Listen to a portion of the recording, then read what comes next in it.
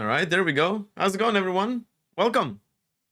All right, so yeah, I thought we'll do a chill stream today. I'm gonna continue working on my previous application that I started. It's in TanStack Start, Supabase, shadcn.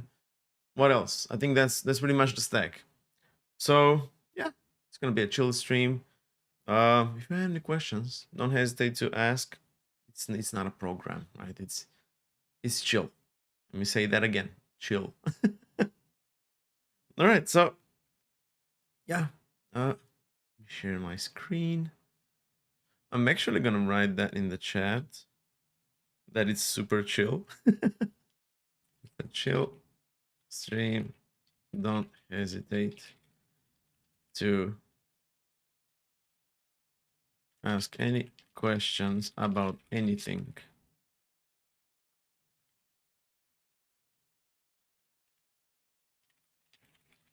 You won't be interrupting me.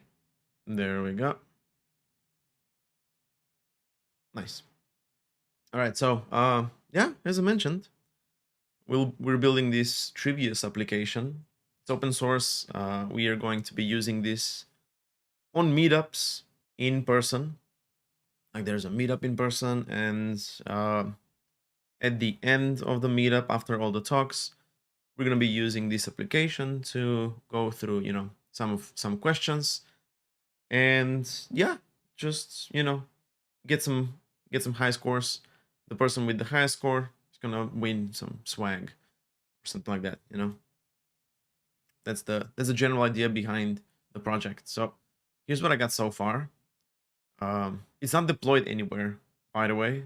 It's not deployed anywhere. If you wanna look at the repo, here's the link to the repo. Yeah, still haven't deployed this anywhere, but we'll get to that in in time. All right, so here's what I get so far. I can just do hello@nicoleplaza.com. Hey, Foxbit, how's it going? The password is password. There we go. Let me just. One password is annoying. Can I like disable this somehow? Manage off. Should have started like a new window in a new profile or something like that. Okay, yeah. There we go. This is the application. So for example, we have the games here. Create a new trivia game, right? Actually, let me make my camera just a little bit smaller. This is like way too big. That's good.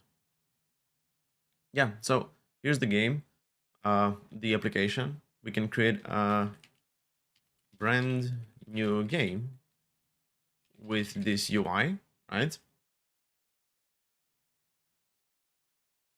And it creates a brand new game. We click on it, we're taken to this screen, which we can update the details of this game. The answer window in seconds, delete it if we wanted to, update it, right? And I can like the games, hit update. I'm not sure if I hooked this up. Nope, I didn't. So there we go. We need to hook this up. Yeah, there it is. And we also have a section for these sessions. So a game is just like a general definition of a game, right? We're doing I don't know, a specific set of questions on the game, and that's going to be a game. A session is a specific instance where we play the game, basically. So yeah, that's the game and the session. If I wanted to actually play it, first I'm gonna define the game with the questions and answers, and those are gonna be marked down so that we can even use images, code blocks, videos, the whole thing, right? But if I want to play the game, I need to start a new session. So I do this. I can start the new session like this. And let's say it's going to be Toronto, I don't know, February 27, 2025, right? And it's already in there. So February 27th at, let's say, Let's do 7 p.m., for example, from 7 until 9. Okay, 27th. Maybe I should have populated that beforehand, but yeah, you get the gist. There we go. It's going to be from 7 to 9. It's not going to be open for registration just yet, but I can save this session now. Oh, look at that. Failed to create session. Check your data. Interesting. So we'll work on that. But yeah, basically I can save the session, and let me show you how a session looks like. There we go. We have some sessions here. These are the sessions. We can update these sessions, add the label, add an end date, whether they're open for registration or not. And now what's missing to this is to show like an invite screen for the session, which is going to show a QR code. So the attendees can, whip out their phones, scan the QR code that's going to be on the screen, right? It's a meetup. There's going to be like a big screen. Scan the QR code and join the session. Set a username. They're ready to play the game, right? That's basically it. And so far I got this. And yeah, we're just going to continue working on this. And I'm going to be using cursor this time because I want to move faster throughout this project. All right, there we go. I do have an interesting project structure. So let me know if you want more explanation, but check this out. This is the app folder. I have the routes defined here, and these are just the routes. Everything is in the domains. In the domains, we have the game domain, sessions, user, and anything shared. For example, shadcn lives in shared, right? Inside of the game, we have entities, functions, repositories, the UI components for anything game related, like the games table, the new game model, the game details form, etc. Entities, it's not really an entities. I should rename these to types. We're talking about the types. We're not talking about the entities. Not like domain-driven design entities. But yeah, the inspiration comes from there with the domains. Functions are just like server functions. And these are, I'm also prefixing them with .function.ts. So when I import it, I know what I'm importing. Same here, .repository, .interface, .repository, etc. This could be like a really cool video, actually, to, just like a few tips that you can do in order to, have like a more readable code base, more predictable, etc. Why not? But yeah, we'll do that. So far, yeah, let's continue with the update because I noticed that we're missing the functionality here. I keep clicking it, but nothing happens. All right, so because this is about the game, right, and it's in the game details section here, I should be looking for it in the games domain, UI, and there we go, game details form, right? See, this is what I'm talking about, the intuitive setup of your project. So you're not really, you're not really digging through your files. Where did I put that component, etc. All right, let's see. Scroll down. This is the game details form. This is the delete mutation. There's an on submit. Ah, there we go. Updating and then nothing happens, right? We're just like logging out the details of the form. Actually make this. Actually gonna make it like this. Hold on. I can do better. Go to network and then there we go. So the camera is not obstructing the view. It's here. Let's go. New description. Because why not? And if I hit update, there we go. Updating, it's here. Let's go. That's the new details. First, it shouldn't be on submit. I mean, what is on submit, right? This should be update or handle updates. And this is the mutation. Handle game delete is when we press the button. This should be handle submit. Like this. There we go. And it's probably, yeah, it's probably hold on. I have this. There we go. Nice. Handle game update. Just like we had game delete, we're gonna handle the game update in this case. Here's our object. And we need a mutation. We need to create a mutation first. I think I already have the game update. Oh, I don't have an update game function. Well, even better. Let's create one. Let's create one here. So I'm gonna rename this to update game. I just copied the create game and just renamed it to update game. Right. So this is going to be our server function. Create server function and z from Vinci. Fetch user. We are going to need this. Although I keep getting them. Did I move my camera? I keep getting to write this, and to me, repeating this part means that I definitely need to create a middleware, so I don't really do this all the time. So I'm actually down to make a detour and do that. So in the shared folder right here, components, hooks, and utilities. Let's do first. Let's read up on the TanStack.com start, and then look at the docs and look at middleware, because I know there's like client side middleware, but there's also server side middleware. Create middleware.server. That means this code is always going to be executed on the server. Okay. And we can just bring in that middleware and add it to the array here. Cool. So that means in the shared, I'm just going to say middleware slash auth.middleware.ts. How about that? Now we need to import create middleware function. That's about right. Was it like that? Create middleware function. Now it's just create middleware, not function. There we go, AI. Auth middleware. And instead of handler, it's going to be server. Okay. New framework, right? Relatively new on the market. Cursor doesn't know its API. So there we go. All right, so what do we have here? We have the next and we have the data. I don't think we're going to need the data for this part. So here's what I'm going to do. I'm going to open this one at the bottom so that we can see what we're doing, basically. Yeah, we're just throwing errors. That's it.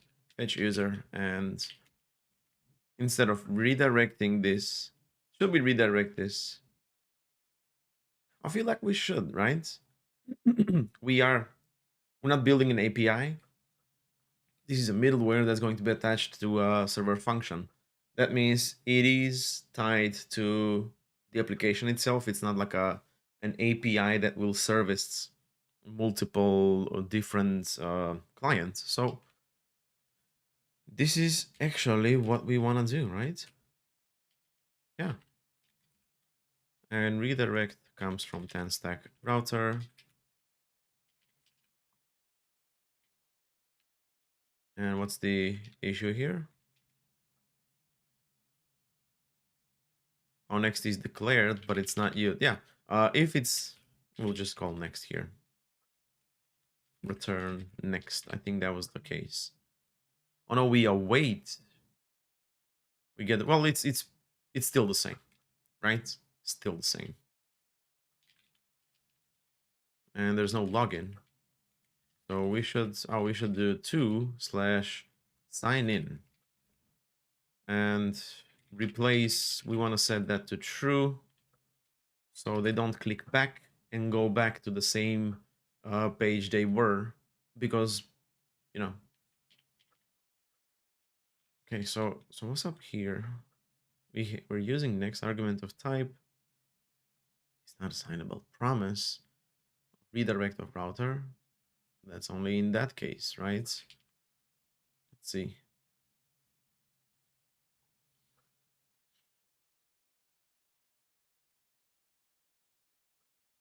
server-side logic that the middlewares will execute both before and after any nested middleware and ultimately a server function.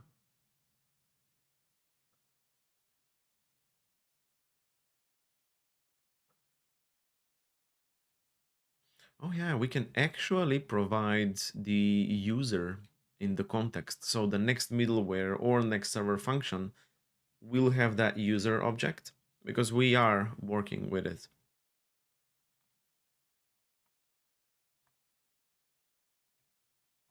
Cool. All right, so that's what we are going to do actually. We are going to say contexts and we're going to pass in the user so that, for example, in here, instead of fetching the user again, we're just going to obtain it from the context. It's already there, right? It's already being fetched. I have no idea why this is throwing an error. Maybe it's not happy because there are redirects for some reason. There is an authorization example, of course. I mean, middleware, right?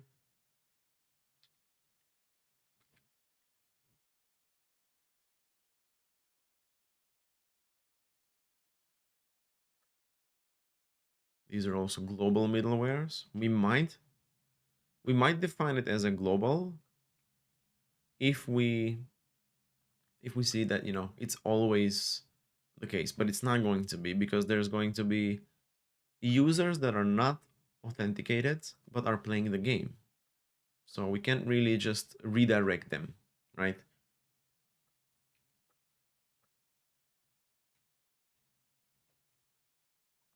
Right, so where is there's no example on the redirect, so I hope it's okay, but the error goes away. That's it. Next, what can next be? Context and send. Context, it's a promise server result with context. It's always maybe I should just throw instead of like return. Maybe I should just do throw must be logged in to create again. Yeah, there we go. So instead of redirecting to sign in, we just need to throw. Exactly what we did here, you see? Okay, cool. I'm happy with this. What I want to do now is I'm going to close this window. Close this, close this. So how do I close extra windows in this UI now? Oh, BD. Okay, makes sense. Okay, so here, create server function. I should just do middleware, bring in the auth middleware from domains, shared middleware. There we go. That's the one. Nice. And now I'm not gonna need the user to refetch the user, but in order to obtain it, I can just say context and destructure it from the context. And it is going to be typed as well. So there we go. Beautiful. What I want to do now, before I actually create, proceed, is do this for every time in every server function that where we are using the middleware. There we go. And just don't need this, and we need this. There we go. This is why I wanted to use cursor, so I can fly through this part much faster. Auth middleware, context is user. Don't need this. Don't need this. There we go. This is not, I think, game not found, user. If there is a user, yeah, this is not, we shouldn't throw in this case because presumably we're going to use the same function for the public facing route. So this is not going to inherit the authentication middleware, but I am still using the fetch user here. Yeah, that's different. Again, here, fetch user must be logged in, of course. Let's just do that. Dot middleware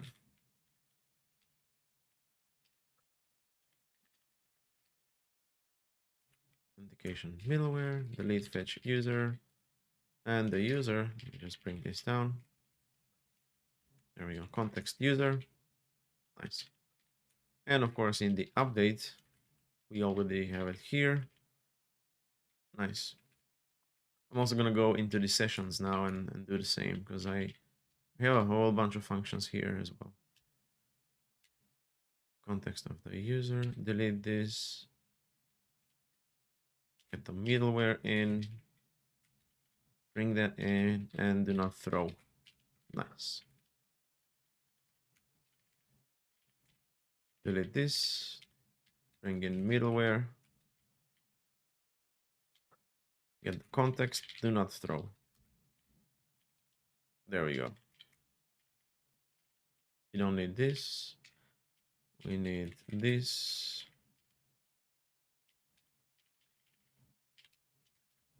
Nice. Hey, Francisco. How's it going? Update is there. Well, yeah. We have all of our functions, I think. Except maybe the users functions, but of course, these are not authenticated. We use these to authenticate, so we're not gonna worry about that. All right, let's get back to update game. So far, so good, Lazar. What about you? I'm pretty chill. You know, it's a good day. Working on the application, it's pretty fun. I'm giving Cursor a try because I don't know. I want to build this up quickly, but then I also want to get used to using these AI tools. You know, as you can see, like we're flying through the refactoring. So yeah. AK, how's it going? JXL. The new hair looks good. The last time I saw you, still had the longer hair. Yeah, major refactoring. Andre, how's it going? TanStack Start. Yeah, exactly. It's a pretty cool framework. It's like Remix, but it's client first, right? The first requests, like when you land on a page, whatever it is, everything gets rendered on the server, so it's like faster.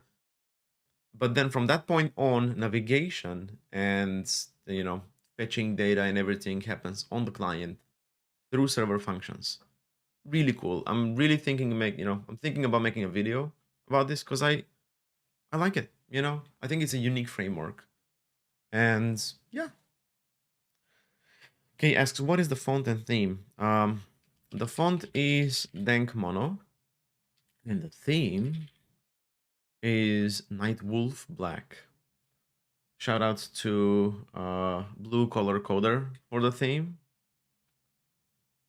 Jack Harrington. You should really follow that guy on YouTube. He's got like really cool videos. I saw him using this theme and I was like, you know what? That looks really good. All right, so there we go.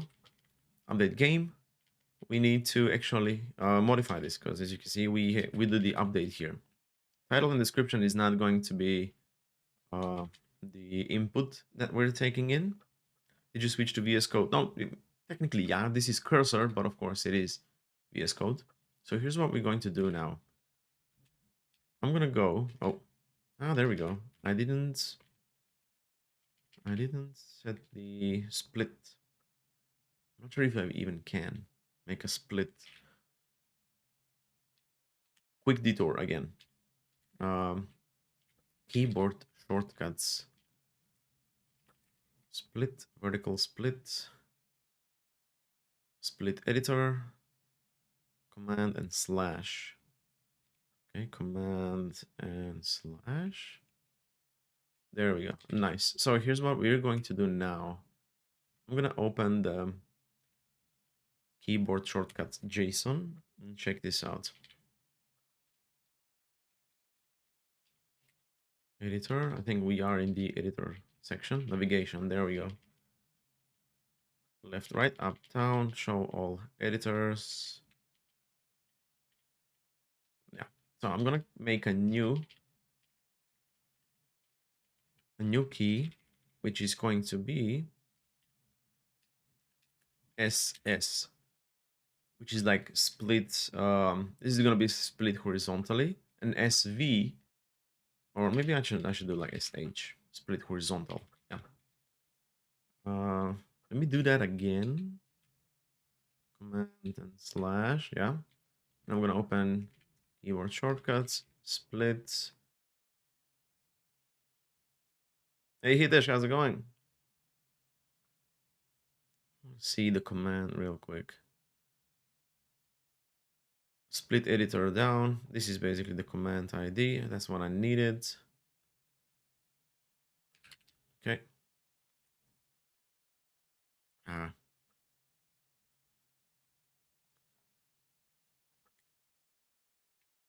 we go. I just need to delete this and paste the split editor here. So I can do this when I'm in normal or visual. Not really. I just need normal mode. Normal mode, and we are focused in the editor, and we're not focused on an input. Okay. I'm gonna do the same for V for the vertical, and it's gonna be split editor down. Again, the same condition. Okay, so let me just do this. What's the tab bar? Let's show the tab bar, because as you can see, I cannot close this window without the tab bar.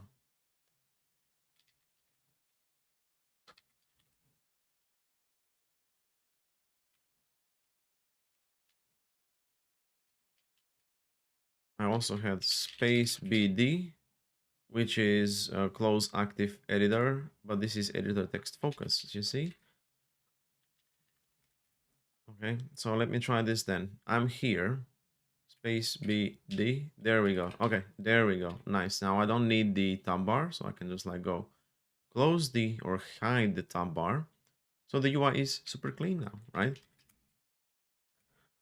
Right, let's catch up with some of the comments. Like space VH for this. Yeah, we're gonna test this right now and see if it's working. Hitesh, yeah, thanks for getting my name correct. I mean, it says Hitesh, so I'm just gonna say Hitesh, right? Of course. Uh, S is the Vim substitute motion. Do you not use it? I know, I know. I have this overridden in my Vim config as well. I don't know. I got used to it, so I'm just doing that. All right, let's see. SS, nothing happens because SS is not defined. SH, there we go. Now we have the right hand side, and now SV for the bottom hand side. Beautiful. Now space buffer delete closes that. Space buffer delete closes that. Beautiful. This is exactly what I'm after. Let me actually open Wiz because I want to push this.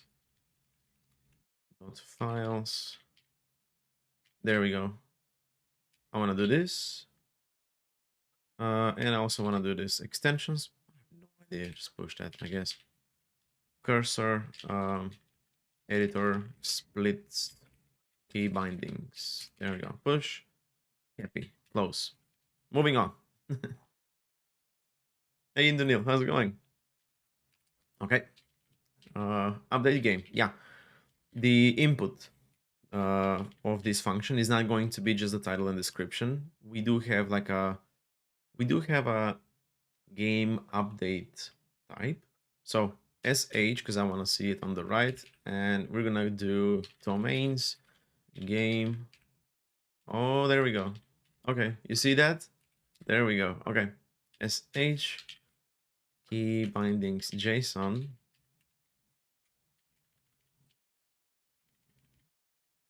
space. Where was that? The editor text focus that we removed. There we go. Space BD. You see that? That was not. We do need the editor text focus. Okay. sh space space, and now here's the issue. We are focused in the input. Actually, maybe that should have been the rule. Space BD instead of an editor text focus. I should use this part actually.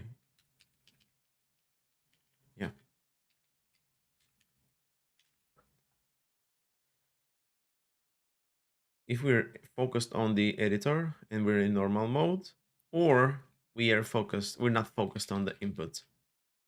And this should not be, it should be here, and this should be here. So Vim mode only when we're focused in the text editor. If we're not focused in the text editor, for example, we're focused in the key bindings.json or settings, that's not the editor, I want to make sure that I'm not focused on an input in that case, right? So let's actually try this.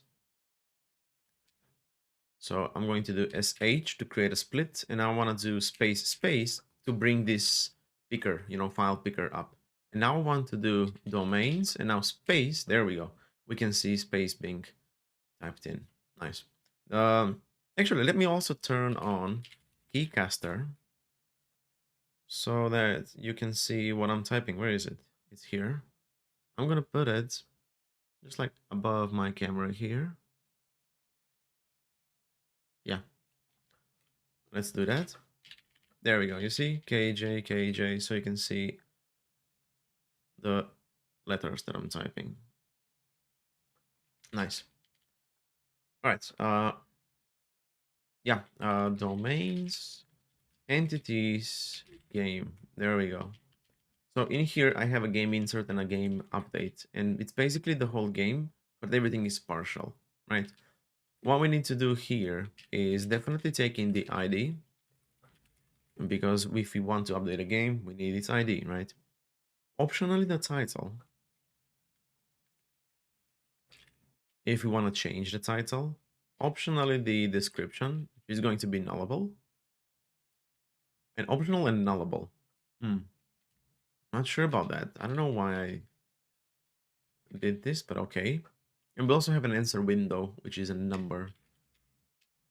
Optional and nullable. Why am I doing this? Optional and nullable.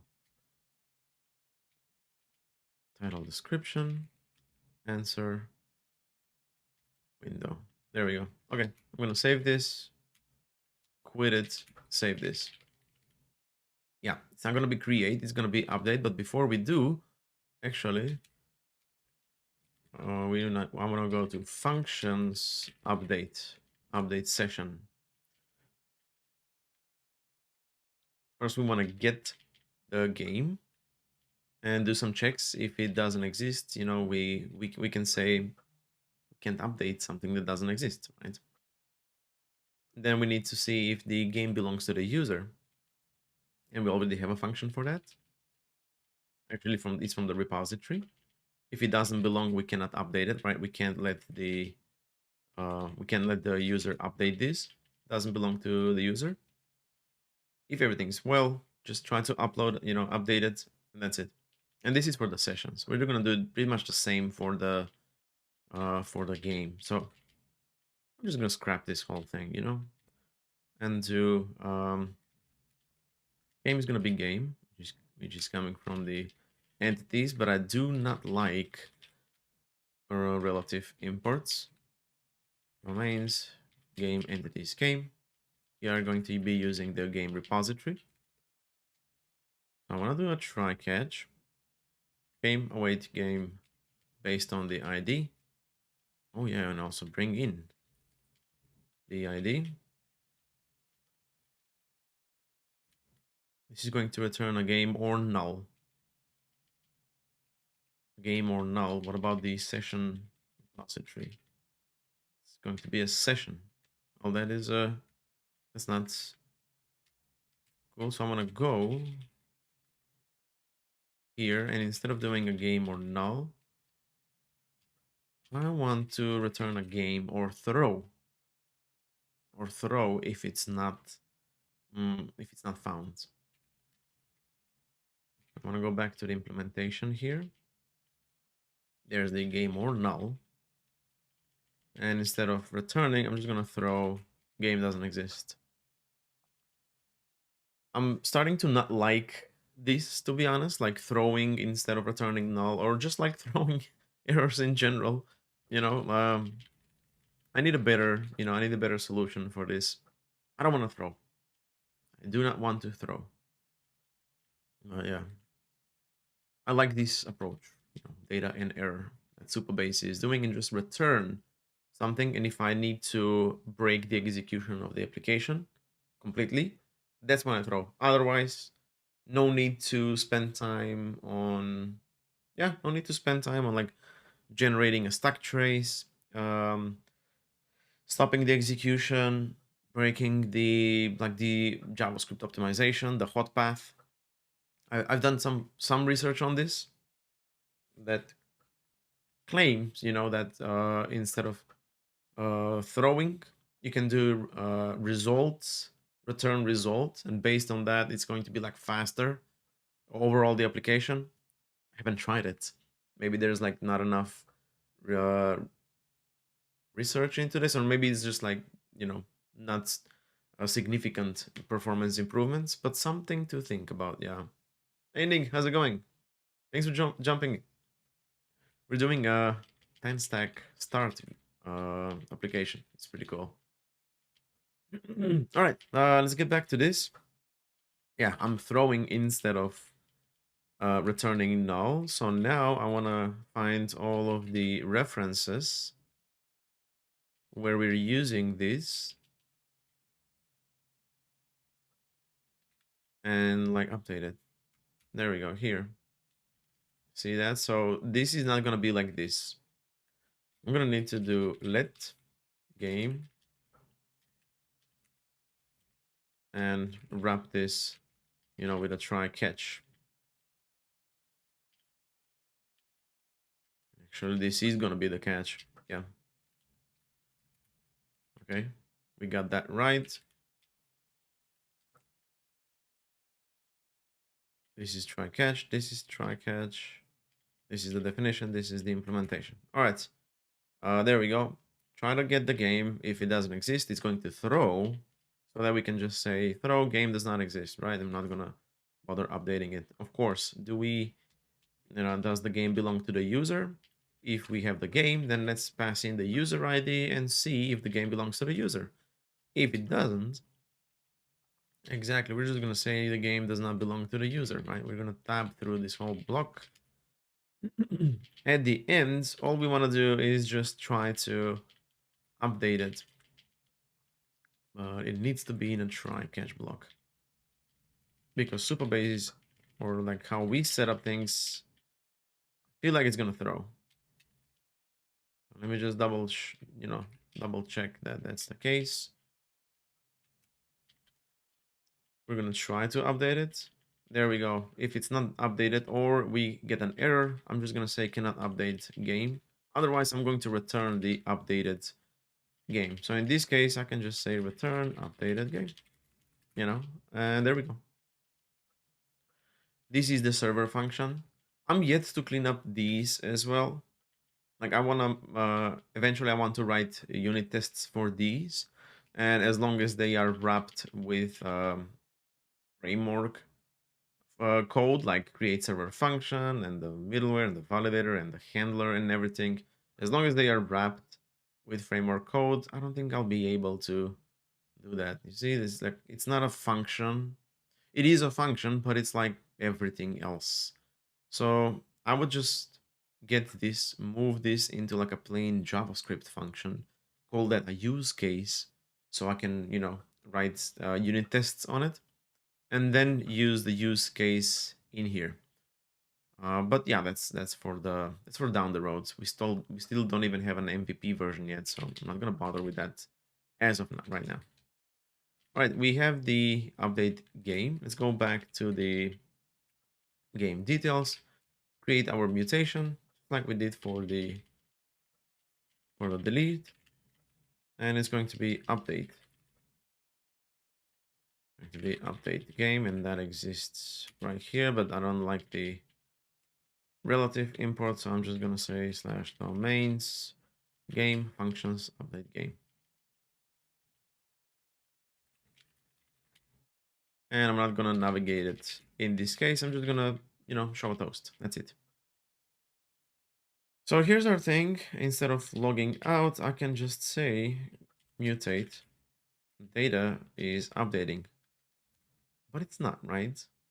Undefined is not assignable to type number because of the ID. Why is this? Oh, it's not. Okay. So here's what we can do. I'm going to visual around the function, cut it, visual in Word, paste it. No more problems. That was just TypeScript. Okay, I'm going to mutate or just like trigger this mutation, pass in the data that we want. The answer window, number or undefined, and in this case, it's going to be any. So technically, we do need to cast this, but that's going to happen on the server side using Zod. So that's going to be automatically casted. I don't think we need to do anything in this case. I feel like this should work. So let's just go in and try it out. Okay, it's here. Let's go. Will this work? What do you think? I'm gonna close everything, hit update. Oh, we get an internal server error. Yep, let's check the logs. The logs say expected a number, received a string. So I wasn't right. It's not, it doesn't get cast automatic. So yeah, what we need to do is just parse this as an integer. Let's try that again. Clear out this. Kevin, how's it going? I do look different, yeah. here's a better look. Much younger, even though I'm getting older. All right, moment of truth. Update. Again in internal server. Okay, what is it this time? Invalid type, answer window, expected number, received a string. Well, I did cast this to a number. Right, we're doing parse integer. We don't need to provide the radix. It is it's the 10 by default, I think. Yeah, long time no see. Thanks for joining. Okay, something's weird. Did I not save this?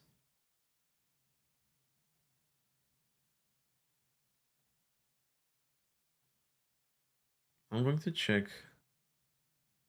the actual payload that we're sending. You can't see this, but look at this. It is a string, actually. Let's move this. There we go. Answer window 30. So it is a string. Do I need to reload the page for this to load? Maybe like the hot reload is not there. It's not working. It's here. Let's go. Will this work? Please let it work. Hit update. There we go. Game updated. Okay, so it wasn't a refresh thingy. Yeah. I have initiated project. Currently, lint check is not happening during next build, showing some parse errors. Oh, you're working like on a Next.js project? You started a new project. What is the project about? All right, we can just like push all of these things. Not all. Let me make this right. First, I want to push the middleware. So I'm gonna push almost everything except the update game and the game details form. There's the middleware, and these are all of the functions that, except these two as well, all of the functions that we updated to use the middleware, right? So I want to say auth middleware here, commit this. We also have the, where is it? This part right here when we change the way that we're returning the game. So I'm gonna push that as like in a, God damn it, what is going on? I want to push the interface and the repository. I can see. There we go. throw when getting game instead of return null. I'm not sure if that's gonna be a good idea, but that's how we do for the session. So consistency is better than this. To improve the billing system, automate billing system. Oh, that's fun. That's fun. And now we have update game. That's it. And just sync. Was that the sync? Oh, that was the refresh. Where was the sync in this? Oh, it was here. You gotta press that button there. There we go. Nice. Okay. BD. Save. Nice. We have the game update. We have the delete as well. Let me just go back. Oh, what? Delete triggers game update. That is so not cool. You see?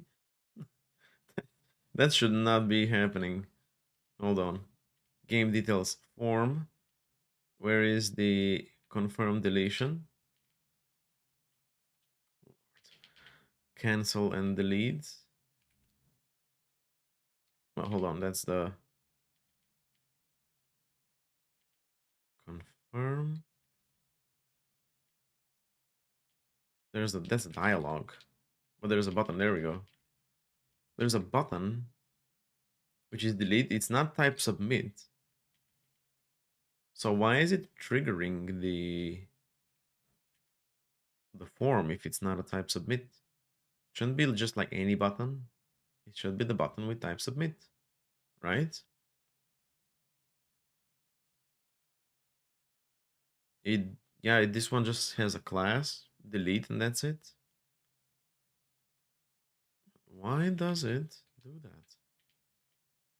It just marks set deleting to true, but apparently this happens.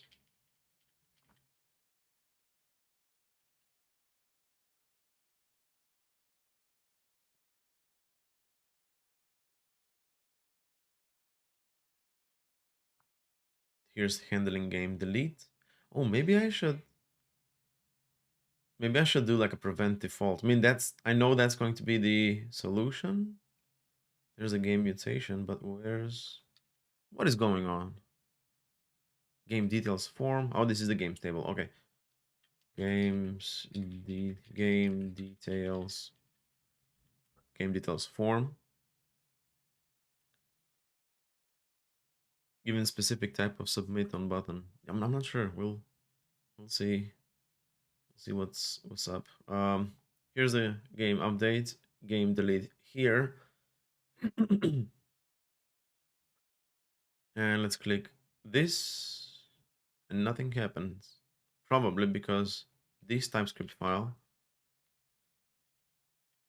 should be one of these two.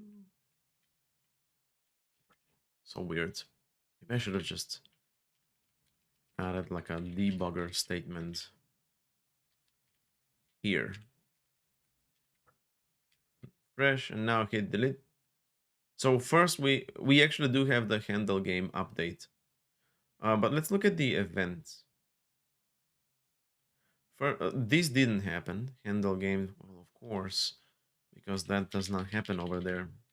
Hold on a second. Yeah, it is definitely going to be like a, I think, yeah, set deleting is set to true, but I'm gonna need the event as well. So here's what we're gonna do. We have handle game delete, and that's when we confirm, but we also need toggle,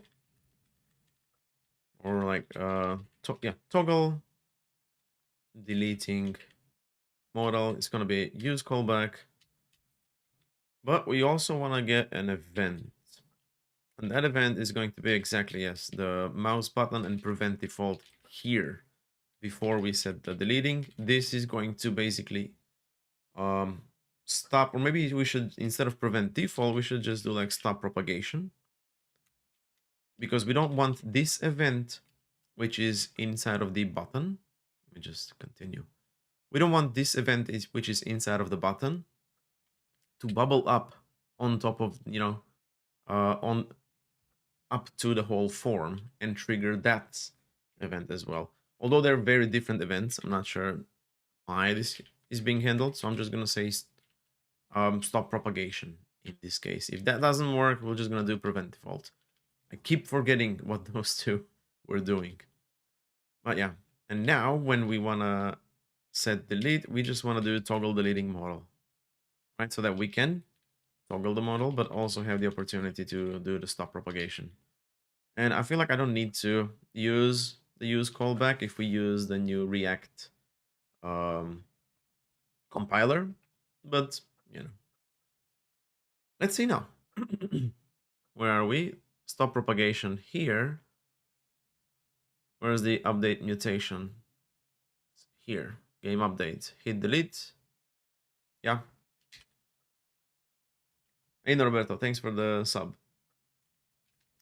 No, it's probably going to be prevent default.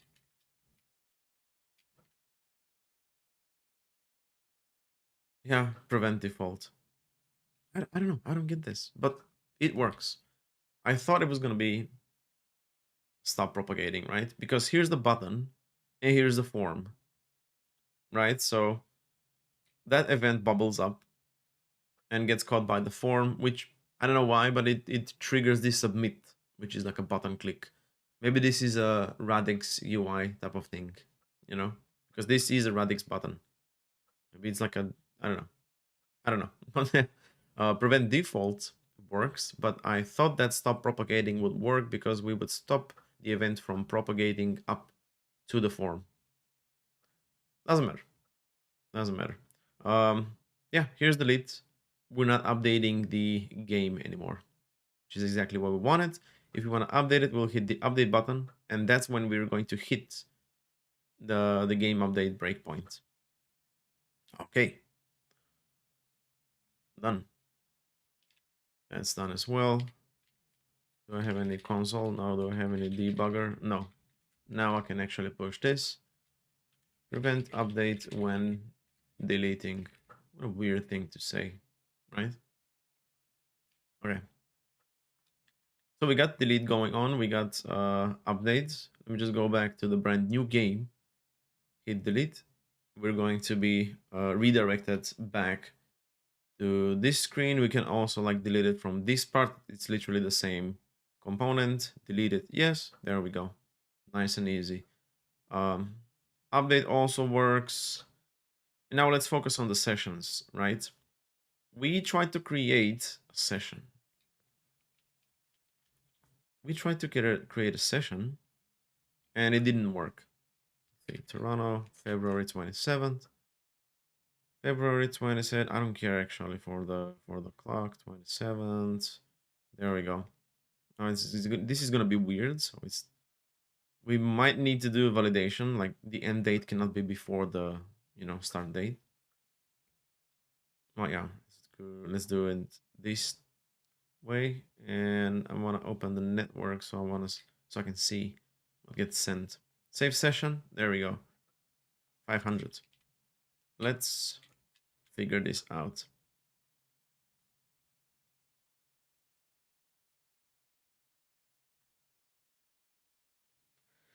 Failed to create session, and that's it, right? Okay. Create session. It just failed to create session, but we don't get an error.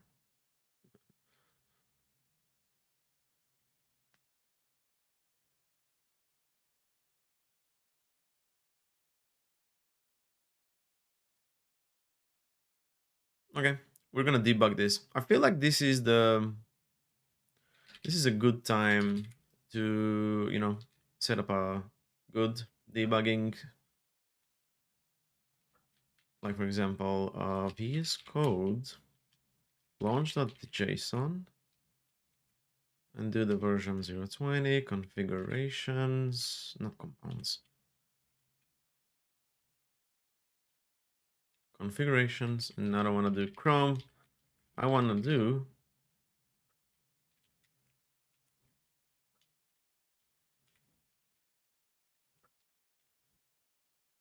I'm gonna do debug. The type is going to be node, just probably node terminal. Request is gonna be launch, inspect, like this.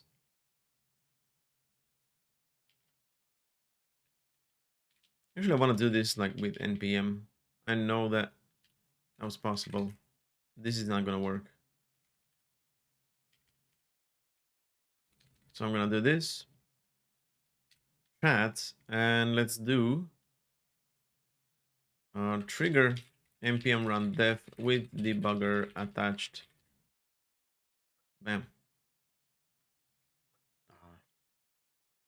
I hit command enter instead of just enter, so I had to read all my files. Debug Vinci, exactly. npm run dev, integrated terminal, that's all. Okay. That's good. Accept this as well. And let's see if it works.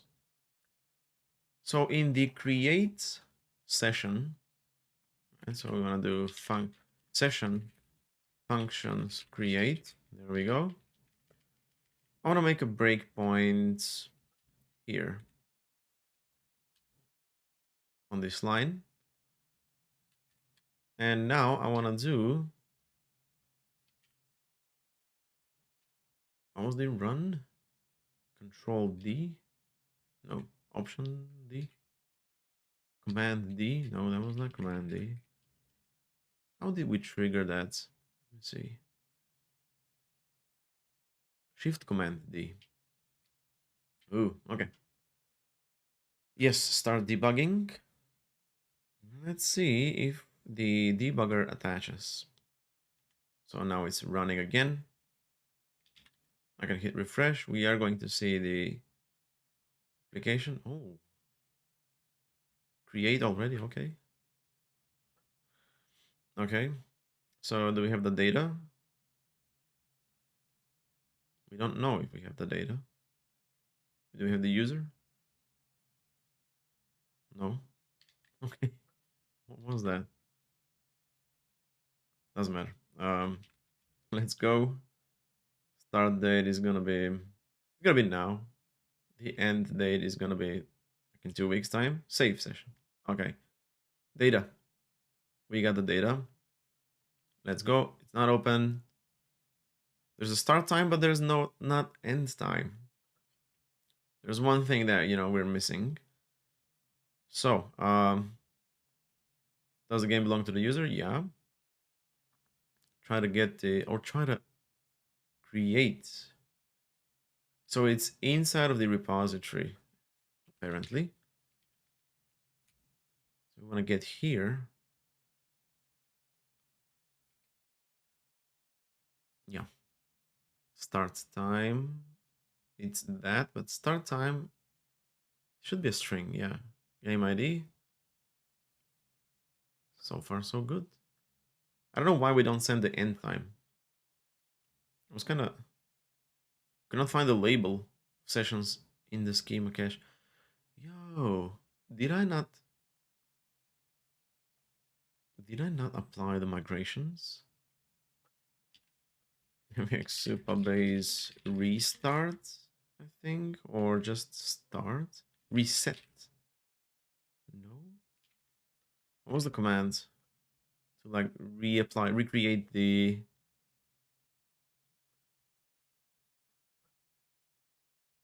migration? Maybe that's it. Migration. npx Supabase migration. Migration what?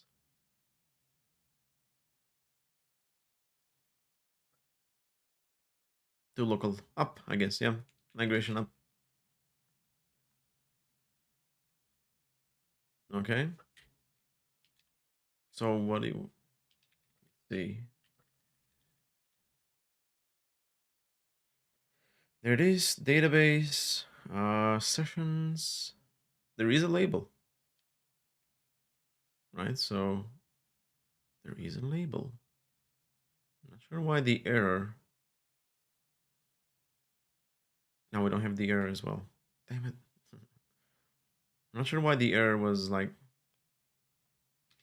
what's a label?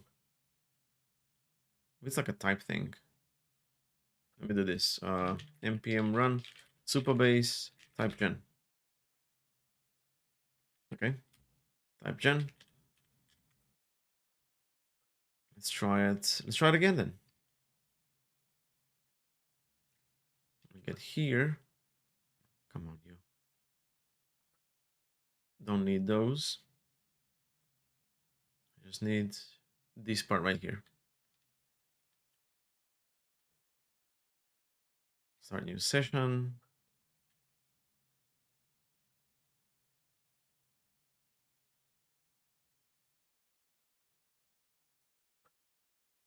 Okay. Data. Data has the label, has the start time. The error says now there is no error. Okay, so it was a migration thing. Yeah, I think I worked on this. At work when I was at the office, and I have a different machine there, and I must have pushed the migration, but I didn't apply it on my machine right now. All right, we still have an error because we're not sending the end date, right? And I'm kind of not sure about that because let me just log in here. Because of the user flow, like I have a start date when the game starts, but then I have an end date. Do I even need this? You know? I guess it's just like for I guess it's just like for preview, right? It's just like a data type that we just like hold, but it doesn't do anything. It's just like there it is. Yeah. Because we're gonna need to start the game. Oh, okay, I got it. Yeah. Like here's the user flow that I have imagined. We're gonna create a session now, right? Um, and we're gonna get that link, and that can be upfront. But then I can show that link or like show that screen on the meetup like days later, and all the attendees are gonna join. But I need to make sure that the session is opened, right? There is an open field here. This doesn't zoom in more than this, but then there's an open field that opens the session for registration so the attendees can join. And then I do start game. When I do start game, the registrations should automatically close so that no other people can join because the game is already started. And I feel like that's when I start the actual game, right? That's when I set the start date or start time. What was it called? Start time. Yeah. Yeah. So I was basing that on these two properties, whether the session is open or whether the session is started. If it's not open and not started, no big deal. If it's open and not started, people can register. If it's not open but started, again, people cannot register, but the session is started. I don't know. I don't think I need this, basically. Start time and end time. I think we can just base it on the open. Start and end, they're just gonna be like, there for, to give you like an overview. Okay, this is the session that we did that time. This is the session that we did that time in that slot or whatever. To me, honestly, we don't even need this. But let's just, let's just keep it because we have it. What I should do, or what I want to do, is this: edit the table. And check this out. Start time is not nullable, but end time is. That doesn't make sense, right? Let's just like keep it uniform. Either both of them are going to be nullable or none of them are going to be nullable. So let's just make them, let's just make both of them nullable, right? Yeah. We can optionally provide the start time if we wanted to, if we need that as like a data point, but that's it. Okay. We changed the, the Supabase thingy. What do we need to do now? npx Supabase type gen to get the new type. What was that? Oh, not npx, npm run. npm run Supabase type gen. There we go. Now we have a new type that marks the start time as optional or like or undefined. Now we need to do npm run Supabase migrate optional start time. Oh, there is a script is not that. What's this script? Migration create. Okay, migration create. No. Microphone. Migration create optional start time. This is the name of the migration. Hit enter, and now it's going to create that sweet SQL for us. We're going to see here. Optional start time. Let's give it a second. Boom, there we go. Alter table sessions, alter column, start time, drop, not null. It used to be not null. We're just gonna drop that. So it is nullable. Beautiful, I got the migration, I got the types as well. Type gen, where's the update? There we go. Start time is now or null. That's the brand new type. So yeah, I can actually continue working on this now. Start time, and also pull in end time. End time, there we go.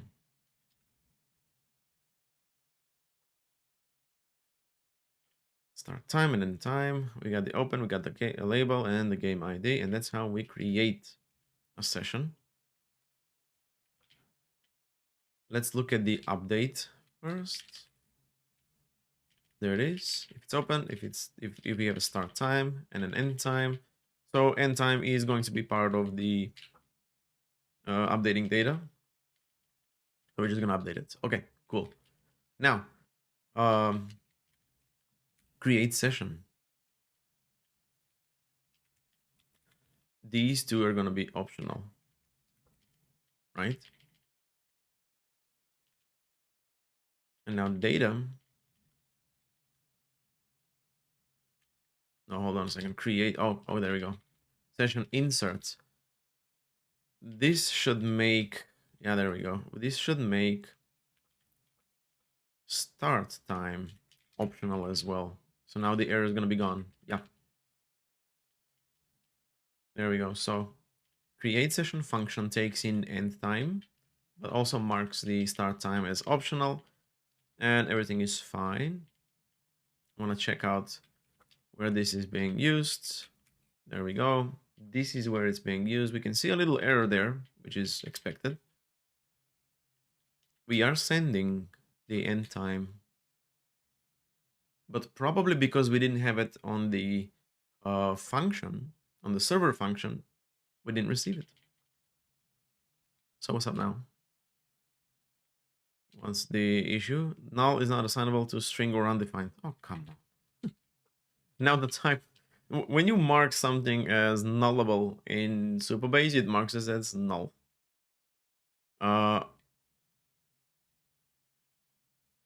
It marks it as null. Come on, what am I doing? But we're actually, yeah.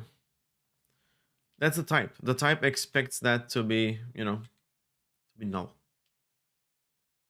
But this is undefined, and like session insert makes everything partial,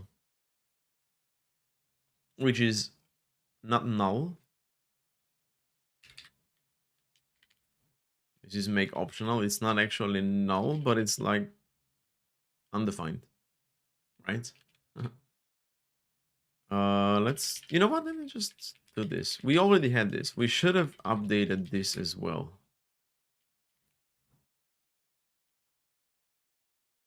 Hmm.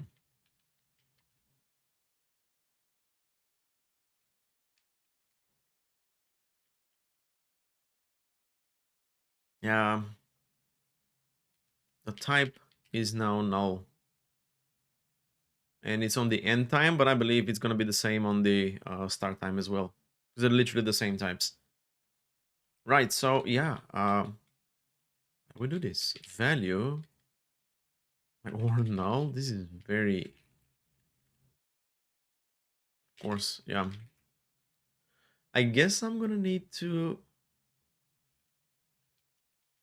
honestly, if you ask me, I would just send like a form data instead of this. But the thing with form data is that we cannot, can we make a validator on the form data? That's a good question. Server functions. Where's the validator? There we go. Validator. Oh yeah. They accept a single parameter, which can be form data, but let's see how we can validate that form data. We can do like a custom validator or use a validation library, which we do. But, oh, there we go. Okay. It has to be custom. Like we can send form data, and I think we should. It's going to be much easier. We can send form data, but we're going to need to pass in this type of, you know, validation. And then we return whatever's going to be in the data down below. So, you know what that means? A lot more work than just passing, you know, and just passing thingies. So, optional, start and end. Maybe I should do nullable instead of optional, right? Nope.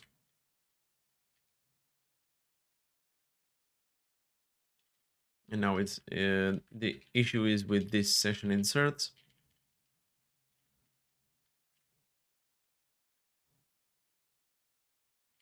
We make these optional, but they're already nullable.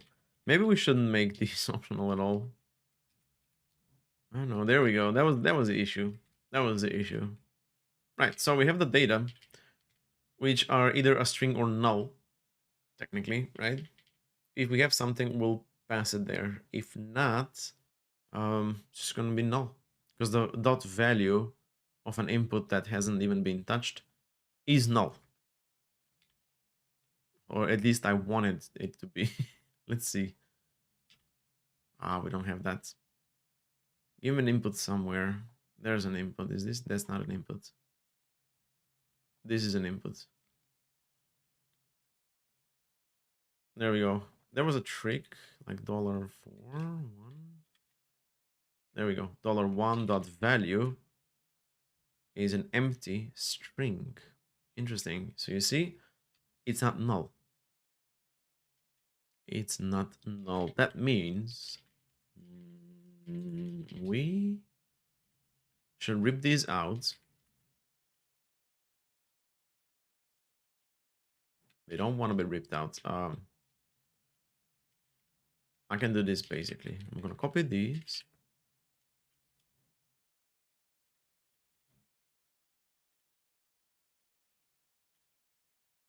Come on now. Damn it, key. Const. Replace this with equals. And now it's gonna be like this. Value. So the start time if the length is greater than 0, it's going to be start time. Otherwise, it's going to be null. And same for the end time. This way, if start time and end time are like empty strings, they're still going to be considered as nulls, right? There's another input. Let's actually try that again. $sign null, or 0 actually, for the input dot value is, yeah, it is an empty string. So the value is never going to be undefined. It's always going to be something. If you don't have anything typed in, well, it's an empty string, right? So kind of makes sense. It kind of makes sense. But this is how, how we can get around this case right here. Yeah. Okay. And now we're sending that data to session insert, to the create, sorry. And I want to run this again. Was it Command Shift D? Yeah.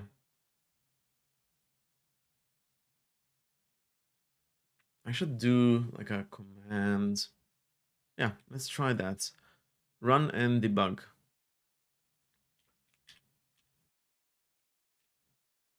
I want to do keyboard shortcuts, run debug.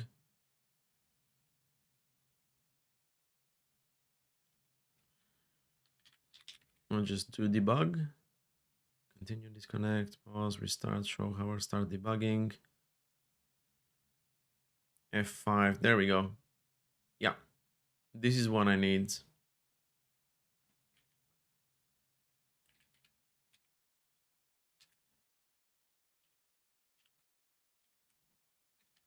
Debug, I have nothing on debugging, so this might be like a good opportunity to get some debugging keys.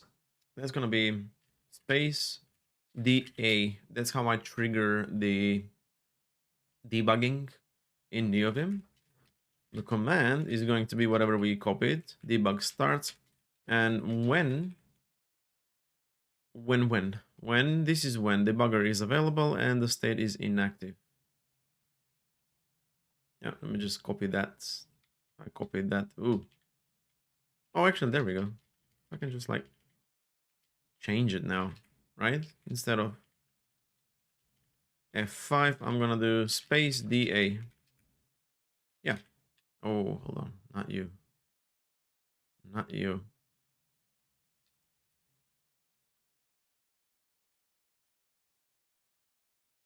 Start debugging. Just zoom out a little bit because this is not usable. You're not going to be able to read these, but there we go. Step into, step out, step over. I need these as well. I need step over. And that's going to be space D. Oh, damn it. Okay. This, but then also, hold on. Also, we're not focused on an input. This. Yeah. This. Come on now. And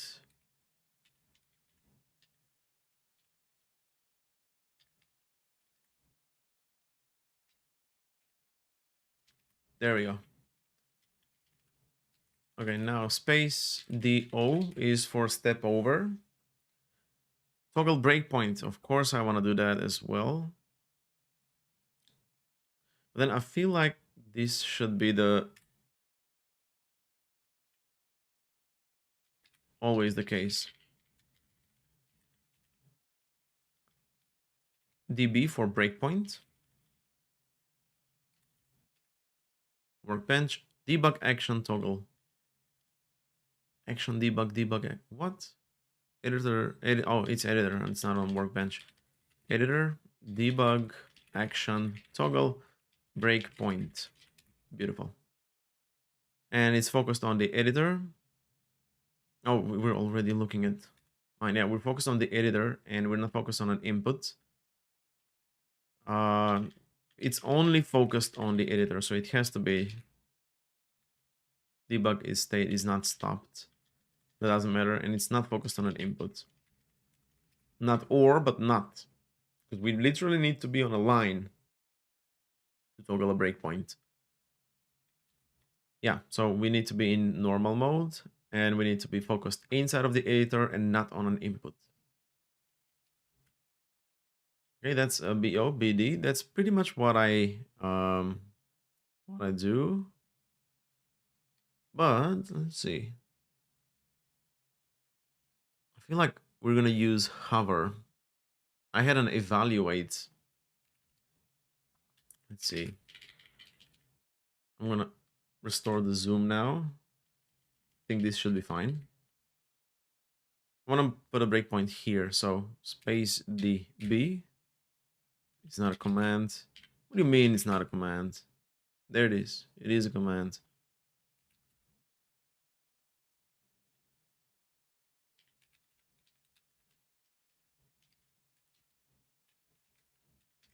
Hmm.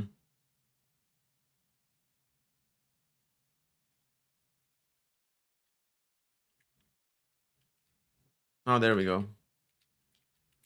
Okay, so I can like quickly make, sprinkle some breakpoints like this. And now I can do space DA to trigger that. There we go. Beautiful. Look at that. Don't you just love it when it works?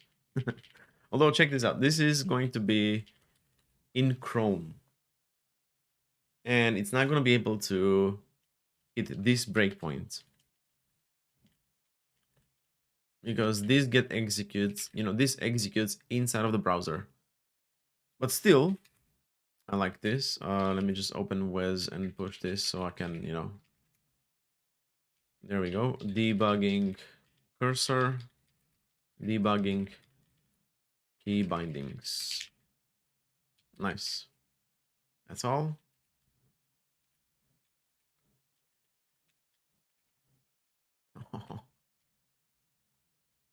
Click. There we go. Hey, how's it going? Dude, it's been so long since we talked. How's it going? How are you? All right. So far, like I'm slowly building up cursor to be, to be able to use it mouseless without using a mouse with just the keyboards.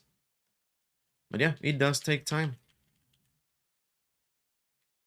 I feel like that's gonna be like a really cool resource, like a blog post or a video, how to make a cursor mouseless. All right. What are we doing? We are doing, we're debugging create session. We got the end time here. So yeah, let's put a breakpoint here. Another one here, just because this one got triggered in a weird way. So refresh. Are we running? Localhost 3000. We are running.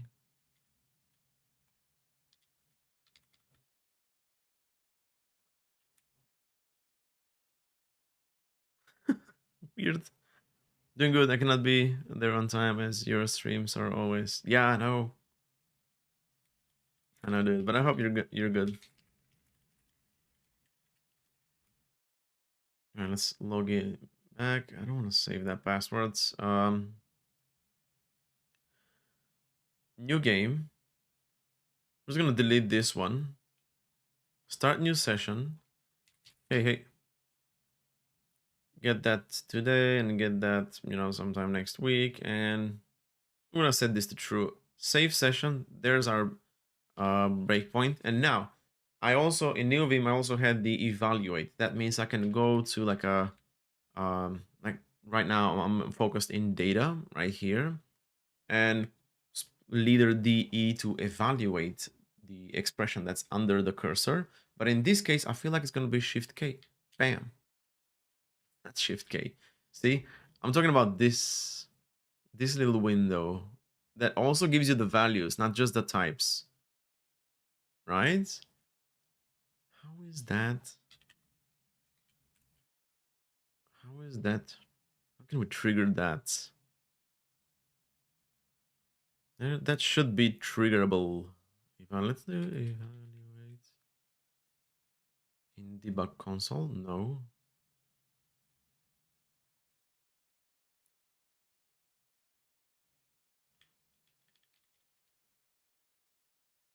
Debug hover. Debug show hover. Show debug hover. Oh. Okay. Okay. Show debug hover.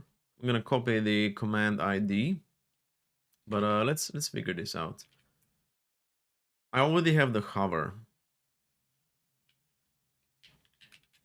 so I wanna do something like this: key space DE for evaluate. Command is going to be the one that we copied. There it is. And we also have a when. Now this when is going to be interesting. Visual in double quotes. Paste this. And I want to say the debug state is not stopped. And I'll use that running if it's not stopped.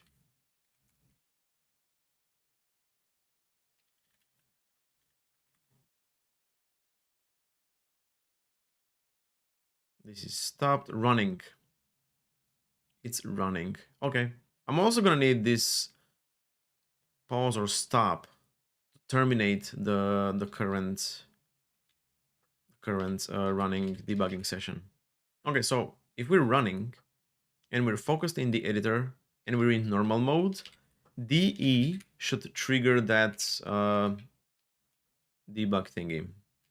Now, let's see. Create game. There we go. No. Create session. Nice. Okay. Space DE. Nothing happens. Nothing happens. Save this. Come on. Nothing happens. Okay. Maybe I need to editor focus. Debug state is running. Oh, debug state is running. Maybe now we're not running. Maybe now we're like paused. Maybe that's the case. Debug state. Let's see. VS Code. Debug state when.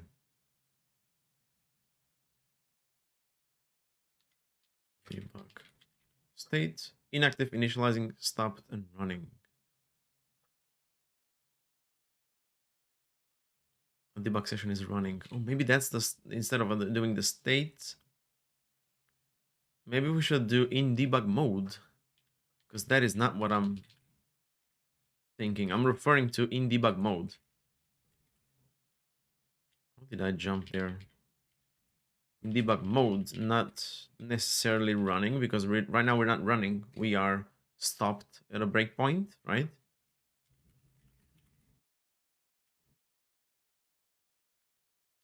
Actually, this should be. Wait, hold on. Wait a minute. This should be T. DT, and this should be like stop or whatever. I'm gonna do this. Let me just do this. Debug mode, true, and the debug state should probably be stopped. I cannot evaluate if I'm not stopped in a breakpoint. Yeah. Okay, I'm gonna save this now. And let's see. Create session. Session function. Okay, the moment of truth. Space DE. There we go. You see? That's exactly what I wanted to see. So that means I can like do here space DE, and there we go. I can like look at the values. DE, look at the values, open, you know, any nested values and stuff like that. Cool. Whew. All right, so debug, where is the stop? I'm like, there's a stop. Shift F5. That's basically terminate, right? Okay. So I want to, not here. Let me not copy that. Paste this here. and do DT. And it should be workbench. Yes. Workbench action debug stop. And I'm gonna bring this up because we have the, where's the start? There's the start. It should be just here. Yeah. Start and stop is here. Now we want to say we want to be in debug mode and not necessarily in the stopped mode. I just want to be in debug mode. That's it. Right? Let me just look at the in debug mode, and focused session is attached. Ooh. Focused session is attached. Look at that. Kind of like this. The focused session is not attached. Okay, let's do that. Seems like the right thing. In debug mode and not focused session is attached, right? Okay. I don't know why this is showing up. That doesn't exist. But create session. We're running now, so space DT. There we go. Terminated the session. Man, I like this. Very much like this. Let me just push more cursor debugging key bindings. I'm telling you, mouseless use is, I don't know. It is it's what it should be. If you're using your mouse too much or relying on your mouse too much, try to, keep an open mind. Like, how can I do this with my keyboard? So I don't do this keyboard mouse, keyboard mouse, keyboard mouse. Yeah. I don't know. It's just better when your hands are on one place and you're basically navigating doing everything without even lifting your hands. I think it's also healthier. I don't know. Okay, so we're doing too much. Where are we? Let's bring back the debugger. Although this command did not ask me which one should we run. Maybe because we don't have one, or like we don't have multiples. So I'm gonna try that. I don't want to do debug Vinci dev. I want to do run a Chrome with debugger, so I can debug front end. Not a Chrome, and I'm gonna say run Brave with debugger, so I can debug front end. Yeah. Okay, how does this look? Application Brave browser. Is this gonna work at all? Let's try it.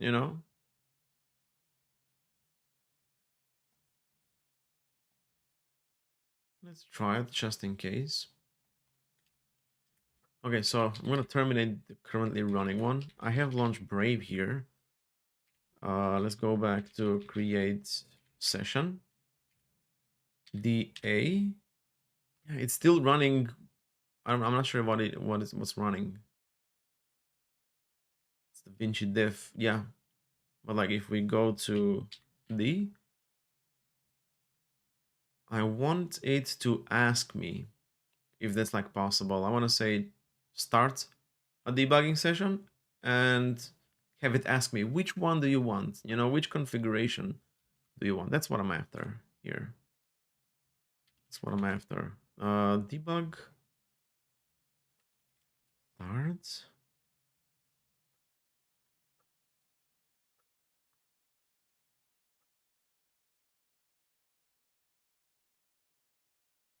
Start from config. You see that? Maybe that's what's should be doing. Start from config. Let's see that.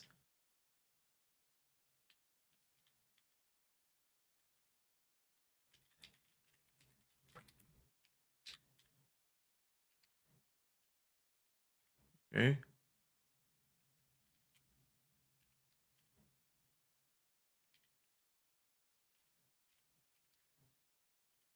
Yeah, that's not it. That is not it. Okay, let's ask the robot then. Maybe it knows. What's the VS Code command for starting a debug session, but prompting us which configuration we want to use? Maybe it knows about it.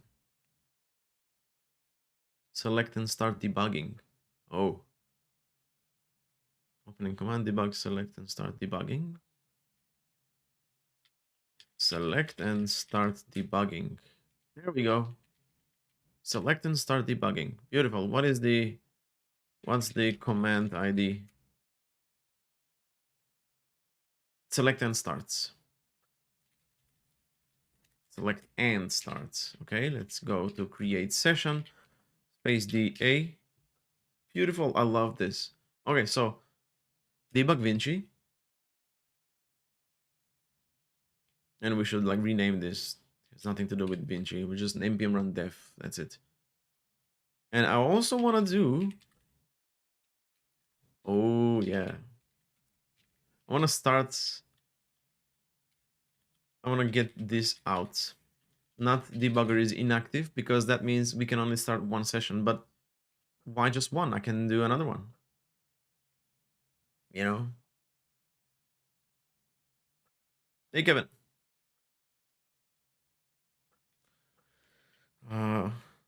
Create session. All right, so we have Vinci running, or basically the TanStack server.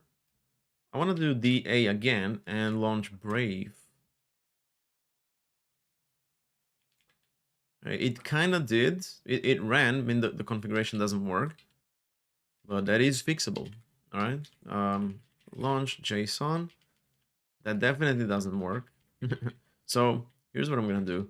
I'm gonna do the Chrome thingy. Name. Chrome. There we go. Launch Chrome. So let's go back to create session DA, but I actually need to add a breakpoint in the form. Right, let me just get rid of this.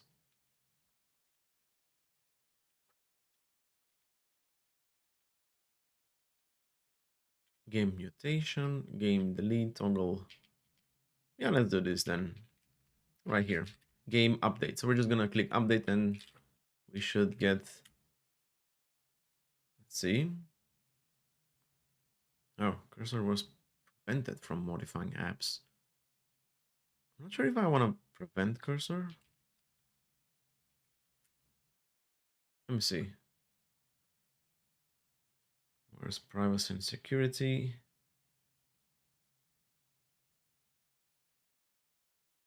Modify applications.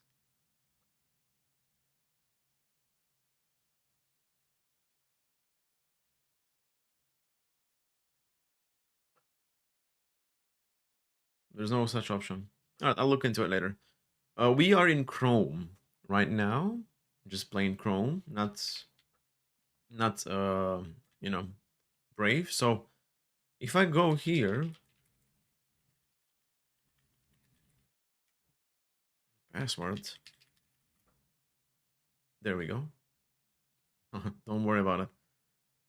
If I go here and if I click update, we should, where are we now? We should hit this breakpoint. And as you can see, these are like filled red now. That might mean that, you know, we are active. So update, there we go. So now we're looking at, we're debugging what's going on in Chrome, which is really good. Let's evaluate this. And check this out. I can basically like debug the event. Here's the target, right? Look at that. I have all of the fields, the text area, the input, the field sets. Kevin asked, in which tech company are you working? And what exact position? I work at Sentry, and I work as a developer advocate. Yeah. Wait, this seems like the chat should be zoomed in. Yeah, I work at Sentry as a developer advocate, which is a really cool position, if you ask me. Yeah. All right, y'all. So we have this. We can debug front end. You know what happens in the browser, not just the backend. And if I continue, and that's what we're missing here, a continue thingy. And I'm gonna do now DC for continue. I'm not sure if it's called continue. So let's see. Keyboard shortcuts, debug continue. It is actually continue, yeah. Debug continue. Cool. Continue, and it's gonna be the same as step over. Yeah, it needs to be stopped. So we need to be in debug mode, focused in the editor, normal mode, so we're not, you know, typing stuff. And the debug state has to be stopped. Kokoro, you look younger. Yes, I do. Yes, I do. All right, let's see this. Action continue. All good. So we're on this line. If I do leader DC or space DC, we should jump to this line right here. Space DC. Nothing happened. Nothing happened.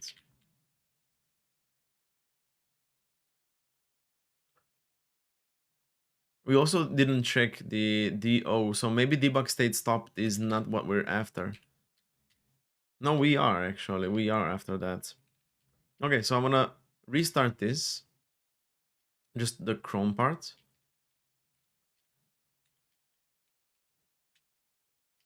That is weird, yeah.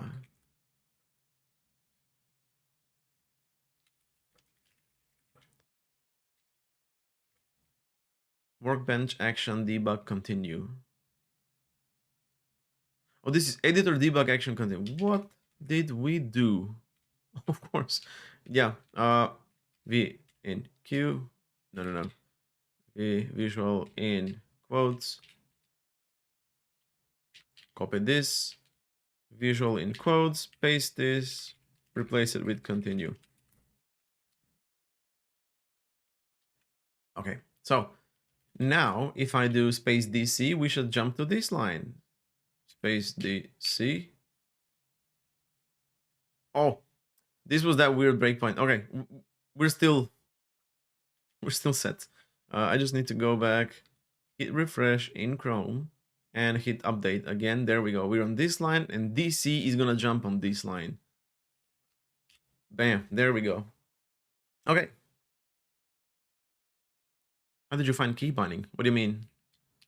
Basically, this is cursor, and I'm basically moving my NeoVim keybinds into cursor so that I can use it the same. You know? Yeah. Would you share your any gold experience? I almost stuck with implementation using documentation. What do you mean? What do you mean sharing gold experience?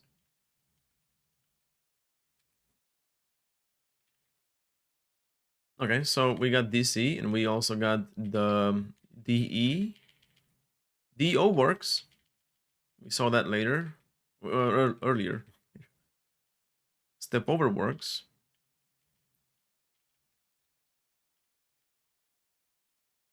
Like focused, not focused in an input.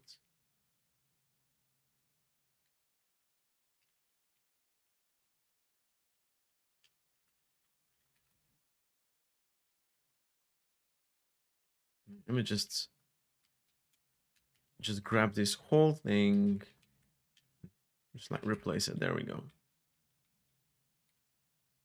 But we do need that in debug mode, just to make sure, you know, that we're debug mode. There we go. The debug state stopped means that we're stopped at a breakpoint, but not that like we're not running at all. Would you share any good experience? I was stuck with implementation using documentation for cursor. Oh no, it's not for cursor. Like, oh yeah, okay, I got it. Like, you're stuck.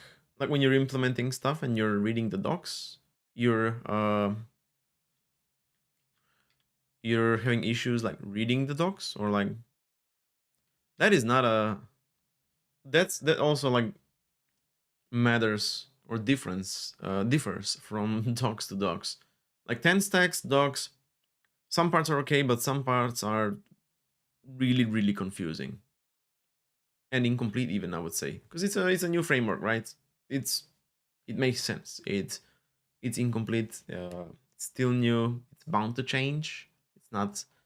It's beta. That means some things are gonna change.